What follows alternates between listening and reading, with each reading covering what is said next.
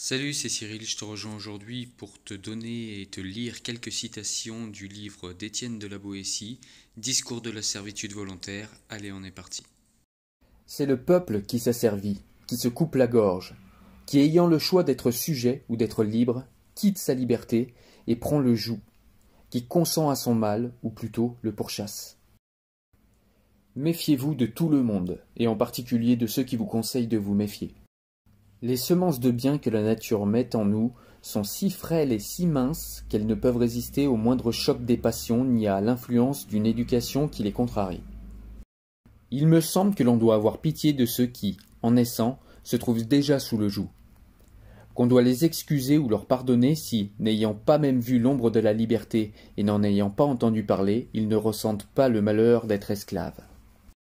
Il est incroyable de voir comme le peuple, dès qu'il est assujetti, tombe soudain dans un oubli si profond de sa liberté qu'il lui est impossible de se réveiller pour la reconquérir. Il sert si bien et si volontiers qu'on dirait à le voir qu'il n'a pas seulement perdu sa liberté, mais bien gagné sa servitude.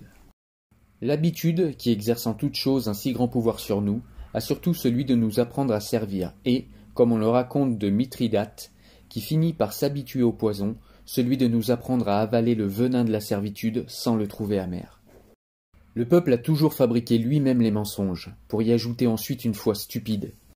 Quand je pense à ces gens qui flattent le tyran pour exploiter sa tyrannie et la servitude du peuple, je suis presque aussi souvent ébahi de leur méchanceté qu'apitoyé par leur sottise.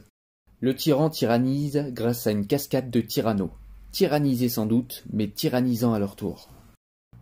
On ne plaint jamais ce que l'on n'a jamais eu, et le regret ne vient point sinon qu'après le plaisir, et toujours est, avec la connaissance du mal, la souvenance de la joie passée.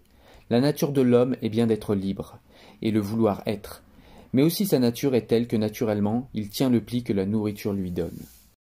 Le théâtre, les jeux, les farces, les spectacles, les gladiateurs, les bêtes curieuses, les médailles, les tableaux et autres drogues de cette espèce étaient pour les peuples anciens les appâts de la servitude, le prix de leur liberté ravie, les outils de la tyrannie. Ce maître n'apportant que 2 yeux, 2 mains, un corps, et rien de plus que n'a le dernier des habitants du nombre infini de nos villes. Ce qu'il a de plus, ce sont les moyens que vous lui fournissez pour vous détruire. D'où tire-t-il tous ces yeux qui vous épient, si ce n'est de vous? Comment a-t-il tant de mains pour vous frapper, s'il ne vous les emprunte? Les pieds dont il foule vos cités ne sont-ils pas les vôtres? A-t-il le pouvoir sur vous qui ne soit de vous-même? Comment oserait-il vous assaillir s'il n'était d'intelligence avec vous? Quel mal pourrait-il vous faire si vous n'étiez les receleurs du larron qui vous pille, les complices du meurtrier qui vous tue, et les traîtres de vous-même? Les tyrans sont grands parce que nous sommes à genoux. Soyez résolus de ne plus servir, et vous serez libres.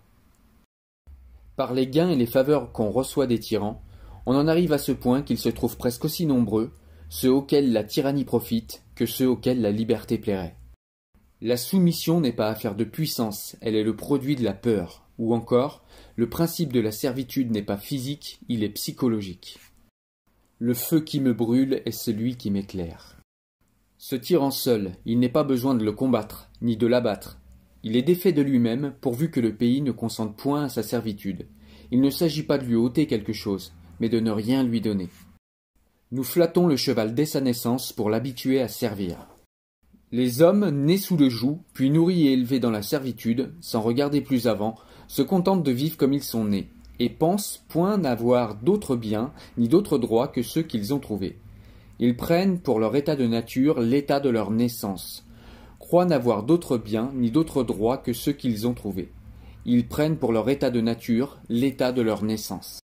Ce qu'il y a de clair et d'évident, que personne ne peut ignorer, c'est que la nature, ministre de Dieu, gouvernante des hommes, nous a tous créés et coulés en quelque sorte dans le même moule, pour nous montrer que nous sommes tous égaux, ou plutôt frères.